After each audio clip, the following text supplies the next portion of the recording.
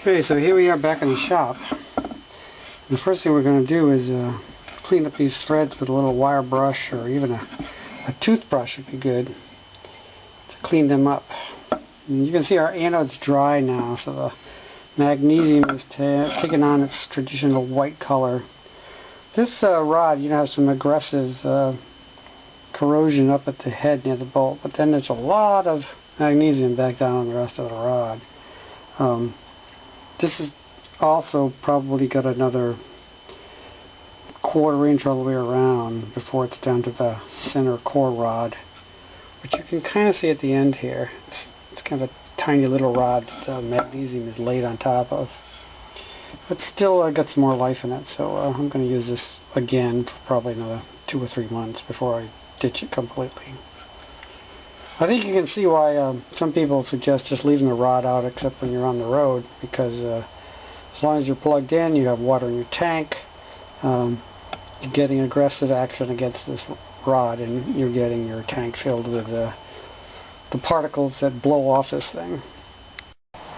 Another thing to remember to do is to spray some WD-40 into your breakaway bar here and into your sockets here and wipe it all down, because you're not going to do this job without getting this thing all splashy wet, so it's always good to take care of your tools. Okay, so here's another little trick. I'm using one of these wire wheels, which you can buy and use with your drill. I like DeWalt drills that are corded. None of that battery stuff. This battery always seems to die out, but nice corded tool. I think this is like 6.5 amp, lasts forever. Anyways, you can see with just a minute or two of polishing this up, I can get it really nice and cleaned up, shiny, and ready to be used again. So here we are, ready to go. Okay.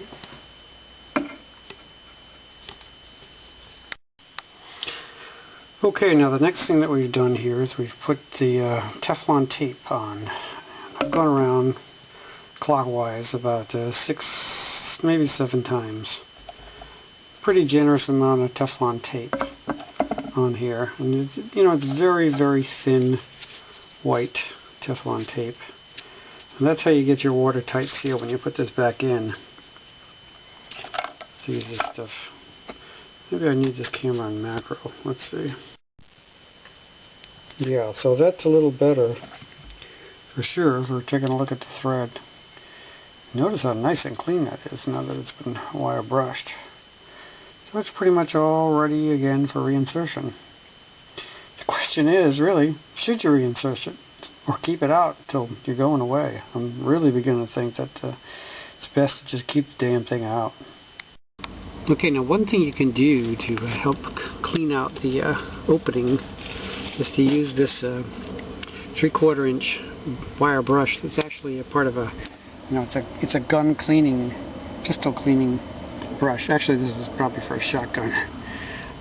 But what you're going to do is get it in there and then move it around so you can clean it out a bit. And then that way you can get it looking pretty good. Make sure you go the right way though, because you can take this thing off its little rod there if you go the wrong way. You lose it inside. Yep, pretty good. Now once I'm done with the wire brush, I'm going to follow up with just an old toothbrush here. Go in here and get out as much as I can of the material that I'm, essentially pulling out of the threads. This way I can inspect the threads and, just wipe it off afterwards with a little paper towel.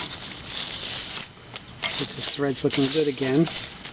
For the anode to go back in.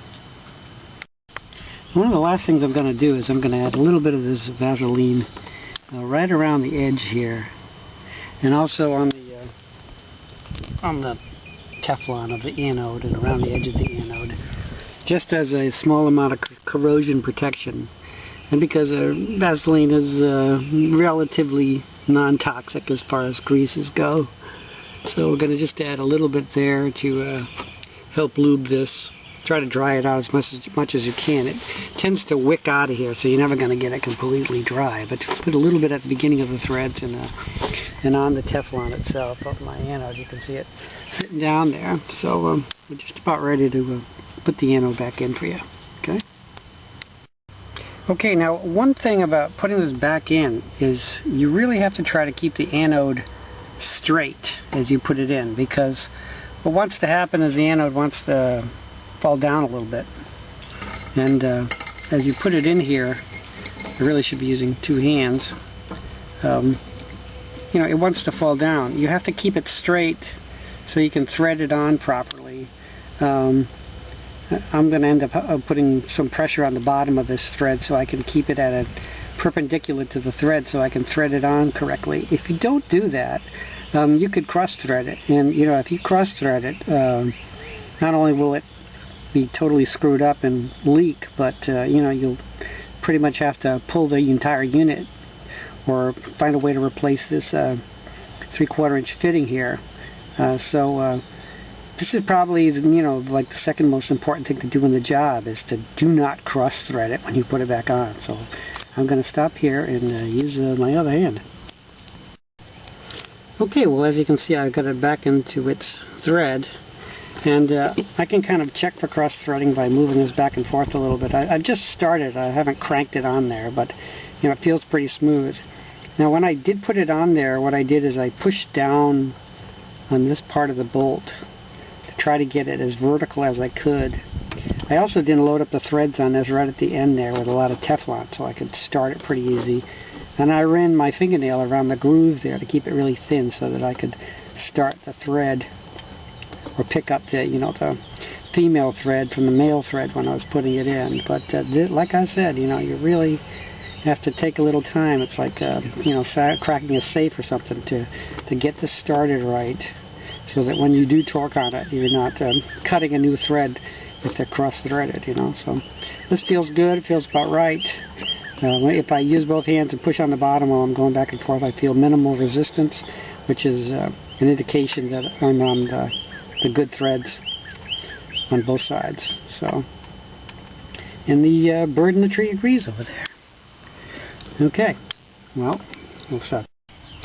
Okay, now as I showed you in the beginning here, I have my 1 1/16 hex socket with a, I think it's a 3.5 inch extension. And you know, that extension is really needed because this thing is pretty well socked in there as far as its location in there. And I think this is an 18 or 20 inch bar. They call them breaker bars. But hopefully you won't be breaking anything. So, you know, I'm just going to pretty much put it on the socket now and wrench on it a little bit. How far to go in? You can kind of gauge it. I would leave like just maybe like a 1/4 inch from the end of the nut there, hanging out that space there. So let's just crank it right in now. Okay, so there it is, cranked down. It's actually a little more than a 1/4 inch. It's I don't know, it's maybe 15/16 of an inch from there to there. And so now I'm just going to put my wire around here to ensure good contact, and wrap it around again as you saw before. Okay, and there we are. It's pretty much complete. I've got it torqued back in. You can see the Teflon tapes on it.